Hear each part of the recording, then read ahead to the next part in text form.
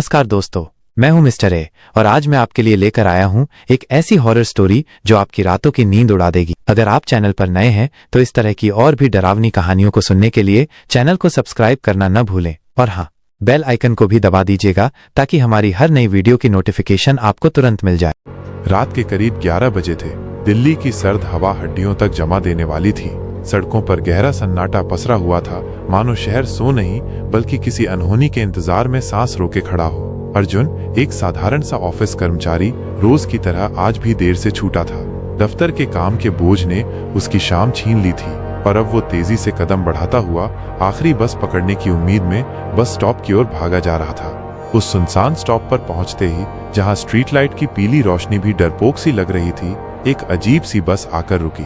वो पुरानी, जर्जर लाल रंग की थी, जिसके पेंट कई जगह से उखड़ चुके थे।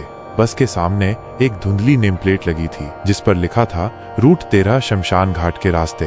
अर्जुन को ये पढ़कर एक अजीब सी सहरन हुई। शमशान घाट इस वक्त, लेकिन थकान इतनी हावी थी कि उसने इस अजीब संयोग को ज्यादा तवज्जो नहीं दी। उसे बस घर पहुंचना था। बस के दरवाजे खुले और अर्जुन अंदर दाखिल हुआ। बस लगभग खाली थी। आगे ड्राइवर की सीट खाली थी और पीछे एक कोने में एक बूढ़ा कंडक्टर बैठा था। उसकी चमड़ी झुर्रियों से भरी थी और उसकी आंखें एकदम सफेद थीं, जैसे किसी ने उनमें से सारी रोशनी निचोड़ ली हो। उनमें कोई भाव नहीं था, सिर्फ एक अजीब सी खालीपन था जो अर्जुन को बेचैन कर रहा था। अर्जुन ने हिचकिचाते हुए पूछा, ये बस कहाँ जा रही है? उसकी आवाज इस सन्नाटे में खुद उसे भी काफी धीमी लगी। कंडक्टर ने बिना उसकी तरफ देखे एक धीमी, कर्कश आवाज में जवाब दिया, जहां सबको जाना है आखिर में। अर्जुन को यह जवाब और भी अजीब लगा। जहां सबको जाना है आखिर में, क्या मतलब था उसका? लेकिन वो इतना थका हुआ था कि उसने ज्यादा सवाल करने की हिम्मत नहीं जुटाई और बस की एक ठंडी सीट पर बैठ गया। बस का इंजन घर आया और वो धीमी गति से आगे बढ़ने लगी। कुछ ही मिनटों में अर्जुन को महसूस हुआ कि बस का रास्ता कुछ असामान्य है। शहर की जगमगाती रोशनी पीछे छूट गई थी और अब चारों तरफ घना कोहरा छा गया था। बाहर कुछ भी दिखाई नहीं दे रहा था, मानो बस किसी और ही लोक में प्रवेश कर रही हो। स्ट्रीट लाइटें धुंधली भूतिया आकृतियों की तरह दिख रही थीं और उनके बीच से गुजरते हुए एक अजीब सी उदासी का एहसास हो रहा था। बस में अचानक किसी ने उसके ठीक पीछे की सीट पर बैठने की आवाज की। अर्जुन चौंक कर मुड़ा, लेकिन पीछे कोई नहीं था। सीट खाली थी, धूल से सनी हुई। उसने सोचा शायद उसे वहम हुआ होगा। फिर एक धीमी सी ठंडी हवा का झोंका आया और उसके साथ ही एक महीन, दर्द भरी महिला की हंसी सुनाई दी। वो हंसी बस के पिछले हिस्से से आ रही थी, एक ऐसी आवाज जो खुशी से कोसों दूर थी, सिर्फ पीड़ा और निराशा से भरी हुई। अर्जुन के रोंगटे खड़े हो गए। डर के मारे उसकी आवाज लड़खड़ा गई। बस में कोई और भी है क्या?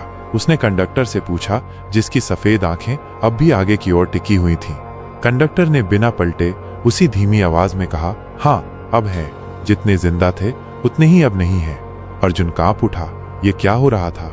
ये बस उठकर दरवाजे की तरफ बढ़ने की कोशिश की, लेकिन जैसे ही उसने हैंडल पकड़ा, खिड़कियां और दरवाजे अपने आप बंद हो गए, एक तेज क्लिक की आवाज के साथ। वो अंदर कैद हो गया था। उसका डर अब चरम पर था।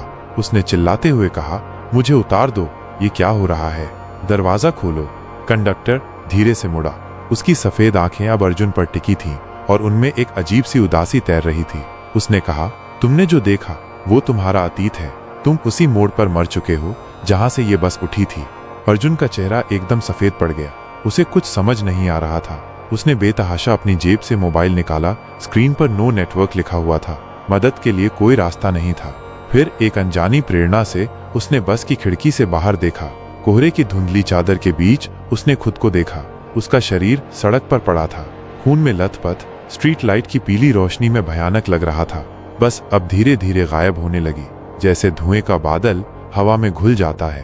कंडक्टर और वो अजीब सी हंसी भी फीकी पड़ने लगी और उस भयावह क्षण में अर्जुन समझ गया ये बस आत्माओं की आखिरी सवारी थी और वो भी अब उस यात्रा का एक हिस्सा बन चुका था। दिल्ली की ठंडी रात में एक और आत्मा अनंत शांति की ओर बढ़ चली थी, एक ऐसी बस में जिसका रूट शमशान घाट से आगे कहीं और नहीं जाता। आपको ये कहानी पसंद आई हो तो वीडियो को लाइक जरूर करें, अपनी डरावनी प्रतिक्रियाएं कमेंट में लिखें और इस कहानी को अपने दोस्तों के साथ शेयर करना न भूलें। और हाँ, अगर आपने अभी तक सब्सक्राइब नहीं किया है तो जल्दी से कर लीजिए। मिलते हैं अगली डरावनी कहानी के साथ।